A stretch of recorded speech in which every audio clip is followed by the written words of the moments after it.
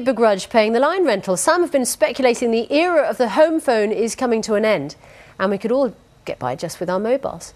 Are they right? Keith Doyle's been finding out. Hello, London. In the 1940s, this was the height of modernity. Teams of telephonists patched calls through manually. Copper wires linking homes to the world for the first time. Hello, Mr. Perkin. I'm trying your call to New York. Yes, New York. Mr. Wainwright waiting. Go ahead, please. I'll go, Bessie. Right. Affluent homeowners owned identical Bakelite phones, with many homes often sharing the same line. It was expensive, you know. I mean, local calls were expensive, but trunk calls, anything beyond about 2 miles, were very expensive indeed. And at the Science Museum in London, the technological route phone lines have taken is on display. The technology, in a curious way, of a fixed-line telephone was manifest, if you see what I mean. It was there in your home. And although the phone in your pocket, of course, is extraordinarily wondrous, somehow the wonder of that basic technology of an old-fashioned telephone connected to a wire that went out of the house to a telegraph pole, perhaps, all of that, I think, created a sense of very present wonder.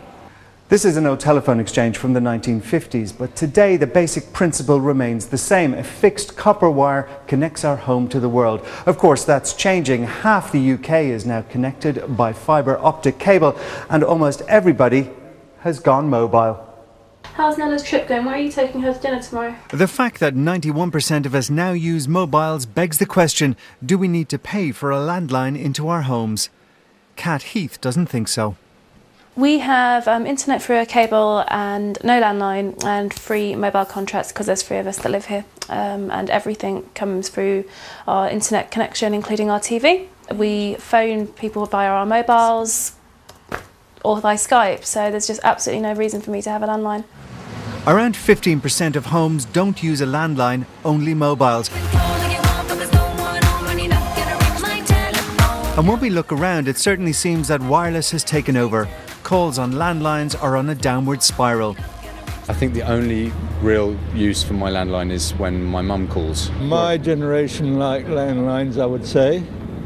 A lot of older people haven't got mobiles. I got used to my mobile phone, I have to say. I didn't even know why we have landlines anymore. But before we think it's the end of the line for the landline, we have to remember where most of our broadband comes from.